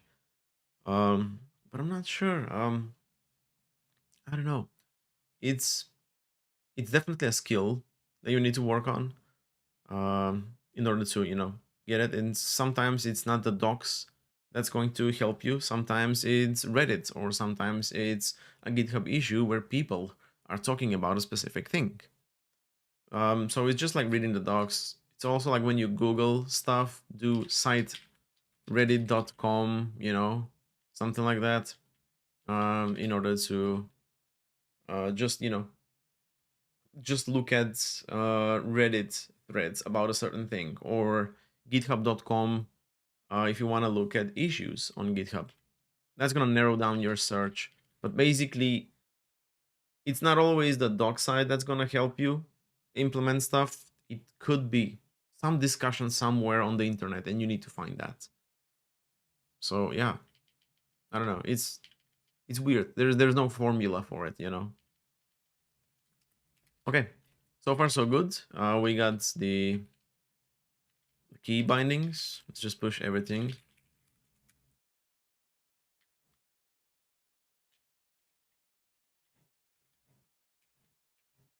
More cursor, debugging, key bindings. There we go.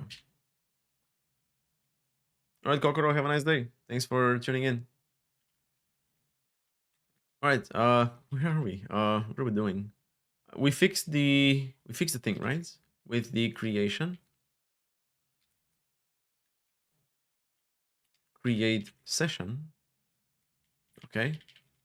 Session repository, create.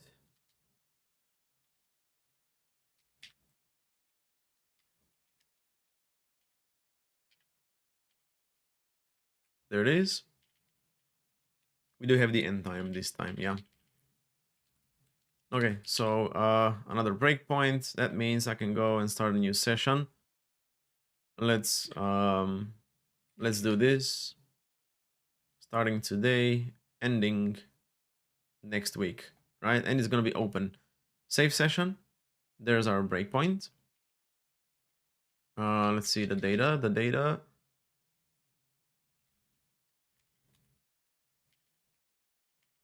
Okay, see, it's like weird. The length. Why is it giving me only one?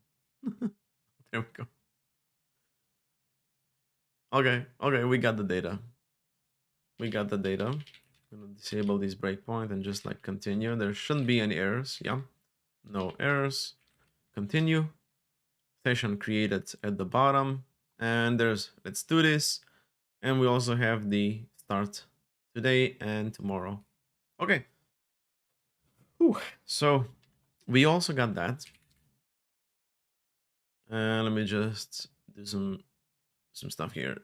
First, I want to do debugging configurations. Push that. We updated this so that the start time is also nullable, just like the end time. So this and the types that we changed, and also the migrations that we created, should go. I'm actually gonna put this over here. I think it's gonna be better if it's here. These should go in one commit called session start time nullable. That's it, right? This is a fix. This is a fix. And this is a fix as well. But I'm gonna push the entity and Supabase stuff. And now handling,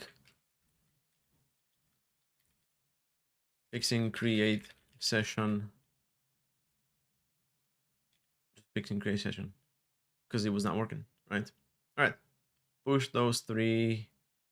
And what should we do? I think we're also at time. We kind of cleaned up this part. Let me try to delete a session. Okay, it works. Right, these are all working. Let me try to update a session. Yeah, let's see. This is updated, and I'm gonna add the end time to be next week again. Oh, this is, yeah, and it's not gonna be open. Update. This is updated, but look at that. Open is still open, so it updated, but not completely. The default is false. Yeah. I'll put a breakpoint here and do the update again. Close this, hit update session, and let's just look at the data. Open is false. Right, okay, it should be.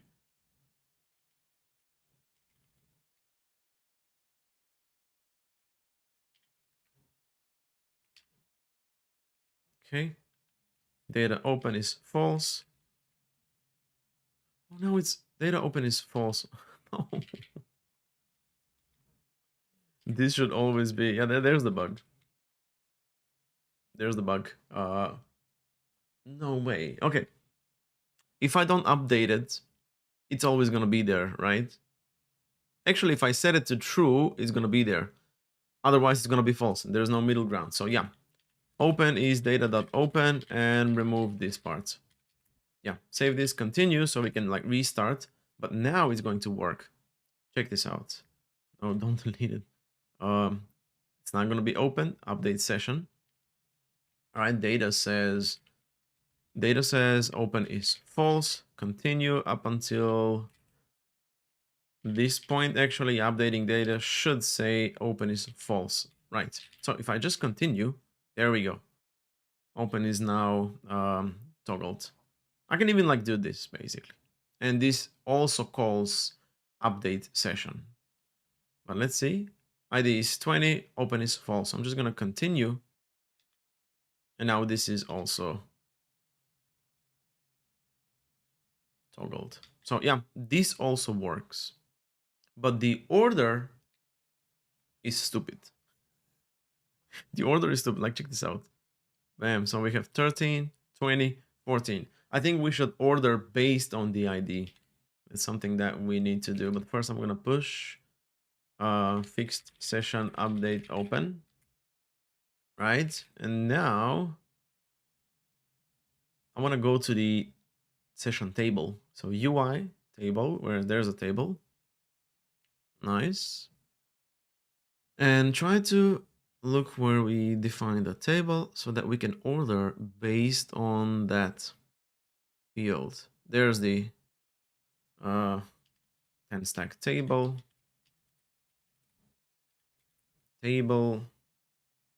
Go to docs. And let's go to ordering. Column ordering. No.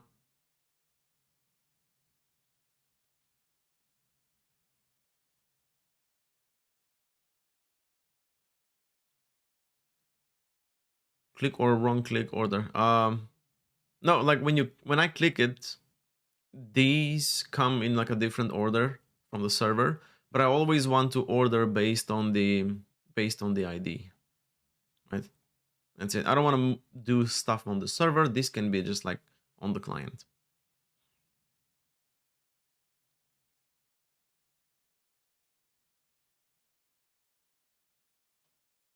I don't want to do column ordering because that's like moving columns left or right. We're not doing that. We're just doing sorting actually, yeah. alphanumeric texts. Yeah, it's going to be sorting.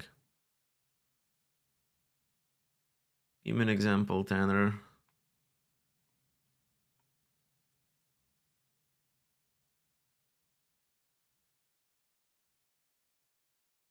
Sorting.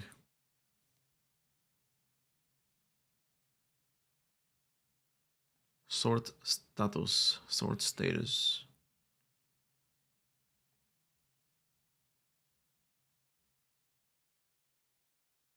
This is based on the, like, if I click status, it's going to sort it like this. But I just want it to be like always sorted, like a default sorting. Oh no, it didn't. When I clicked on the 13, it didn't update the 20. It just moved them. Look, 13, 20, 14. I'm gonna click on the 13, and 13 should be toggled. See? 13 is toggled. 20 is the only opened. But the ordering changed, and that's why it seemed like we updated something else than that. I just need to like do the sorting.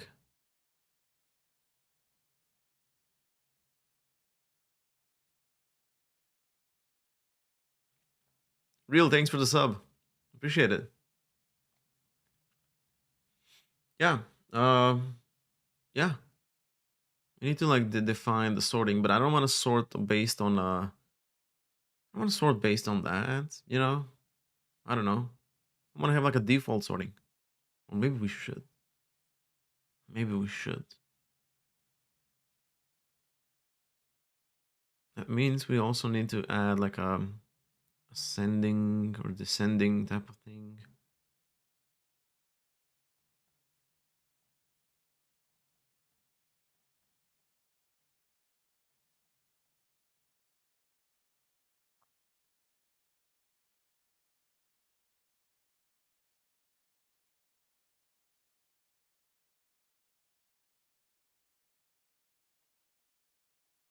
Maybe I should do this actually. Ariel, how's it going? No one. Raw learning Vim is useful. Very, yeah. Yeah, exactly. Yeah. We're using Chrome because we wanted to debug some front end. We're using Cursor because, you know, I want to just fly through the implementation, but we're taking the time to make Cursor work like NeoVim. Yeah, we did like a bunch of shortcuts, a whole new section just for debugging. Starting a debugging configuration, terminating it, stepping over, toggling breakpoints and stuff like that. So yeah. Hey, we're not the only one switching everything up all the time. You're not the only one. I like to switch things up. I mean, even the theme, I just, you know, switched it. It's like a brand new everything. It's fresh, you know. Yeah. All right, let's figure this out. Visits. Sort undefined last.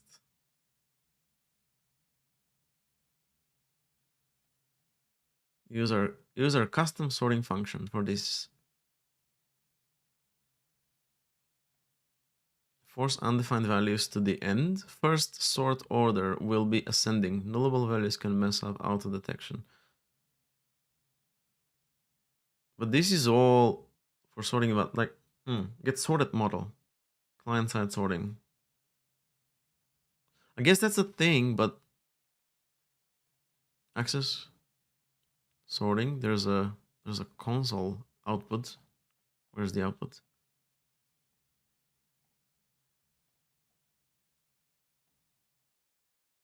Ah.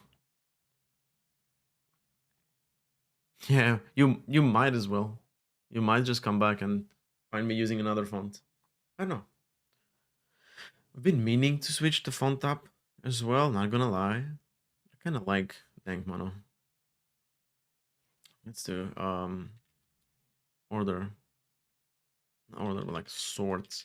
But I don't wanna dynamically sort, I just wanna do like an initial state, column order, sorting ID. Oh, look at that. Yeah. Initial state. This says solid table because it's for TanStack table for solid. We have create react table. Well, let's see. Initial state, that's correct. Sorting, that's correct. Oh, look at that. We might as well. ID is gonna be ID, and descending is gonna be false. I wanna see the bigger. Descending is false now. Oh yeah, it doesn't matter. There's no sorting at all. ID is set to ID. Header is ID, accessor key is ID, but it doesn't have an ID. So ID should be ID. There we go. The column must have like a specific ID. Doesn't work. Degmono is almost part of your brand already. True, yeah. Yeah, I should keep some of those parts, you know. Not change everything. Why are you using TanStack table? We can use normal table, an array of objects, and filter or manipulate them as we need it. What is the use of TanStack table? This is the use of TanStack table. UI shadcn.com. You go here and you click on the where is it data table. It actually installs TanStack table. But the cool thing is that yeah, you can like do sorts, you can like do actions on them like real quick. You know, toggle some of the columns. I don't want to look at the status and email. I just want to look at the amounts. I'm going to select all of these and like delete them completely. Implementing that from scratch is going to be a whole new project. Yeah. So that's why, you know, dude, TanStack table is just really cool. It's just really cool.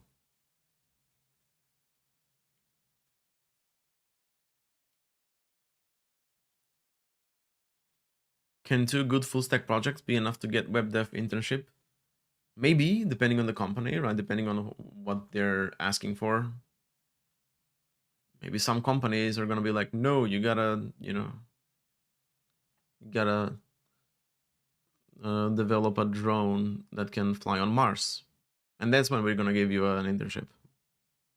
But I wish you can, get an internship with just two, just two projects.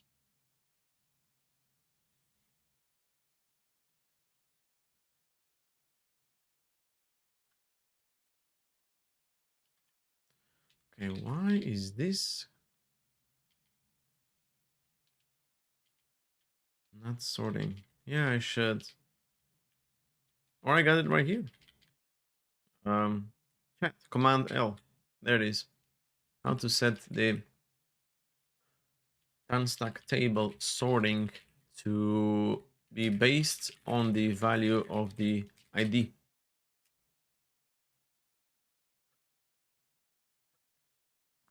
Sorting function. Set to auto. Oh, and we also need the row model, the sorted row model, right? We have the core, but we don't have the sorted. Numeric sorting. All right, there we go. That makes sense. Yeah. Sorting function is going to be auto. Now let's scroll all the way down where we actually, where we have this and do get sorted row model is, and bring it in. Save this. Let's try it now.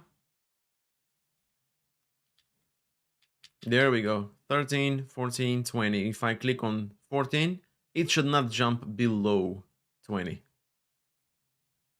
Very nice. Very nice. Oh, that was like a little clicker there. You see that? Okay.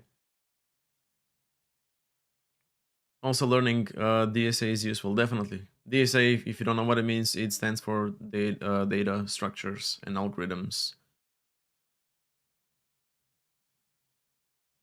And yeah, mostly most of them are done in Java. Yeah, Java's pretty cool for that stuff. I mean, there are a lot of Java projects in this world, a lot of them. And people are still working on Java, especially like in enterprise. If you want to get into enterprise, you gotta do Java. That's it, or .NET.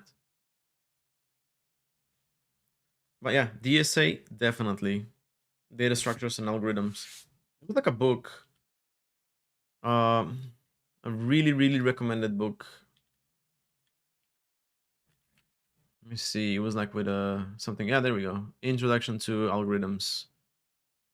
I keep hearing about this book. Like, if you want to learn algorithms and stuff like that, this book, that's it. That's it. There are like different editions. This is like the 4th edition. This is the 3rd. You want to get the last one, but not this one. I don't know if this is the same book. This is the book that you're looking for. Thomas Corman, Charles Layerson. I haven't read this, but I just keep hearing about it. That's it. Yeah, want to look into that. That's the book that you want to read. All right, where are we now? We got the sorting done. Let me just get rid of this. Sorting based on ID. Push that. And I guess we'll stop for today. It was a good session. It was a good session. We got stuff working. This is cool for immediate. What we need to do next is define a screen and an action here next to it, like a search. Nice haircut, thank you. Define a new action here. For example, this is the update session, this is the delete session, but I need another one which is going to be like a share, like a share icon. And when we click on that, we're going to open a share modal, and that's going to give us a URL, some native sharing options that taps into the operating system itself. But most importantly, when we click on that and we go to that URL, we should show a QR code of that very same URL where people can just scan it from the audience and be taken to the actual session, the action gate. Yeah. All right, let's see this. I learned Web Dev Basics, React, Redux, Express, Postgres, Node, and made a job helper application project. Now I'm confused what to do next. I don't think it's like I've been out of this hiring game since like I don't know, the last time that I was hired. Technically, well, it was like 2 or more years ago, but it was a different position. It was not like a software engineer position. It was a DevRel position. I did like a coding interview and stuff like that, but I also did a whole bunch of other. I need to pass through like I don't know 8 interviews to get into Sentry, and it wasn't just coding. It was like content creation, talks, video, marketing as well. So it's like a multidisciplinary role. That's why.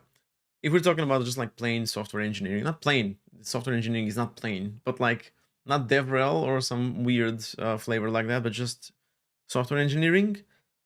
I haven't been on an interview since 2016. Yeah, 9 years ago was when I last did my interview. And let me tell you, that was like a very different time. Things were so much easier. I'm not gonna lie. So much easier. But if I were hiring, I wouldn't hire based on the number of projects that you have under your belt. I would hire based on the, even if you have just one project, if you can demonstrate that, you know certain concepts for just one project, that's gonna be it. I would hire you. So you gotta know, or like you gotta build a project, one or multiple, that allow you to demonstrate certain things, like demonstrates having a server and a client, right? A website, or like the web part on the client, the browser part, and also a server part. How to do the communication between them. How to secure the communication between them, like when we're sending stuff from the client to the server. Are we sure that this is the browser and not someone in, Postman or CURL making requests from the terminal, right? Trying to hack us. What else? Database, right? Working with databases. Um, what else? And it's not just like working with databases, like just install Drizzle and that's it. No, I'm talking about uh, achieving like atomicity. What are how do you achieve atomicity in order to be ACID compliant? Atomicity means putting everything into one transaction, all of the updates or mutations, and if one mutation fails, all the others should automatically roll back. That is really, really important when working with databases. I mentioned security. Oh, fire alarm. You might hear some beeping now. But yeah, those are like that's the angle that I'm looking for, and I believe a lot of people, a lot of hiring managers are taking that angle as well. Not just about the it's not like about the number of projects, the quantity. It's about it's about the opportunities to demonstrate certain things, you know. Performance. You have a single page application. How do you fetch the data? Are you triggering like fetch waterfalls? And if you just do await this, await this, await this, can you like group them up and fetch a bunch of data at the same time instead of waiting for the first promise to end before triggering the next one? These are like the things uh, that you should be able to demonstrate. If you can fit all of that into one project and, have an opportunity to talk with a hiring manager, you might just get hired with just one project because you have everything in there, you know? That's it. And like just some basic stuff like naming your variables, right? Structuring your code is really, really important. Uh, the way that you structure your code, god damn it. Do you hear this, by the way? Do you hear like the fire alarm going on? I hope I don't. I hope I don't burn now. But yeah, I was saying, the way that you're structuring your code is really beep and ding. Yeah, sorry, we're gonna wait it out. I've never been in a fire. Hopefully this time I'm not gonna be in a fire as well. But yeah, the way that you structure your code might take away some of the capabilities for you. For example, if you put everything into one file, you you're not going to be able to test your code, right? Because it's just one file. You have a database, you have like a database invocation in there. You have framework code that you need to get around. So introducing some form of layering into your code is also important thing to demonstrate. I did like a clean architecture stuff. You can go to my YouTube channel and look for the clean architecture in Next.js, and that's where I'm explaining like how to structure your code in a way that it still works the same, of course, but it opens up the opportunity for you to um, change implementations of services, which can be useful for like um, other types of functionality. Like if you have a service that does something, but that service should do like a different thing if we're talking about a paid user versus a free user, right? You need that inversion of control in order to switch up the implementation services, but it also allows you to wrap your database communication into a mocked service, so you're not actually using database at all when you're running unit tests. You don't want to hit the database with your unit tests, right? You want to mock that part of the project because it doesn't matter how exactly how we're saving stuff as long as we just keep them in memory, right? So that's also important. You can check out the clean architecture stuff that I have on my channel, and it's not about just clean architecture. The concept of layering and defining these boundaries, you can like just apply it in any scenario. It's the mental model that you're basically learning. But yeah, these are the things, not all of them of course, but like you need to be able to demonstrate those kinds of things, and it's hard to know which of those things you need to demonstrate if you haven't worked on projects, right? On like larger projects with other people. Collaboration is also like really important. How do you work with others on a team? Are you a team player or not? I don't even know how you can demonstrate that.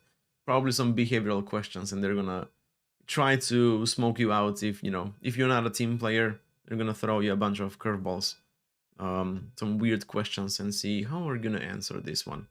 I can't help you with that. I'm probably bad myself answering those, because those are tricky questions. But yeah, as I mentioned, it's been like almost a decade since I needed to like pass an interview to get hired as a software engineer. But this is what I would do. Not necessarily the number of projects, but the number of concepts and disciplines that I can demonstrate. And if I can fit everything in one project, cool. I'll just do that. If not, I'll just create another project and do that. But yeah, I think that's pretty much it. Look for like best practices. Look for certain architectures. What do they do? Let me show you. Like I already mentioned clean architecture, but there's also like domain-driven design. It's not definitely not required for a beginner, for an internship, but it's understanding it will just make you better in code organization and stuff like that. What else is there? There's like of course, depending on the company as well, but like what else? What else did we have? There's also clean architecture, CQRS, design patterns. Actually, like just like look at all the design patterns. There's a coding guru, refactoring guru website for design patterns. This one, I would spend some time on this one as well, learning all of these, or just like not all of these, but like just enough of these, because these are important. There's like 3 types of patterns. There's a factory method, the abstract factory, the builder singleton. You'll learn why it's bad. It's an anti-pattern. Like what else? Structural decorators. How you can like build a decorator to like simplify your code. Proxy, of course. Facade is here as well. Yeah, a lot of goodies. Mediator. This is a really used one. I feel like we're also using it in Sentry in some places. But yeah, especially for like backend and stuff. But yeah, that's what I would do actually. Look for design patterns. Some algorithms you gotta be able to do some algorithm, work, like solve this with a specific searching algorithm and stuff like that. Now I know very less. That's not gonna change. The more you know, the more you realize that you don't know anything. Have you heard of the Dunning-Kruger effect? This curve. Have you seen this curve?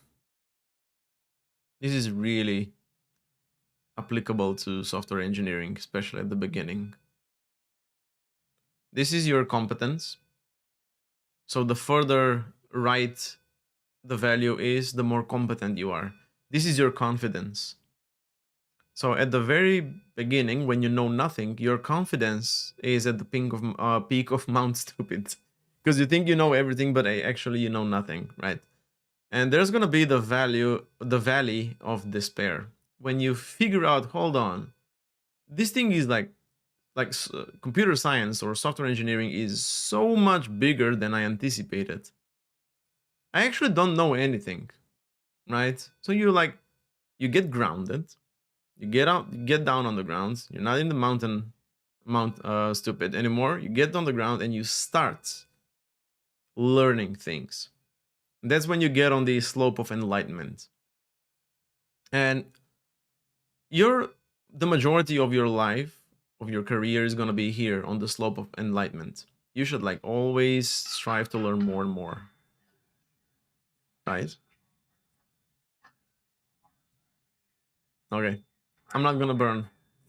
I'm not gonna get burned in fire. But yeah, after a whole bunch of years, I don't know, 10, 15, 20, depending on your expertise and what you do, of course.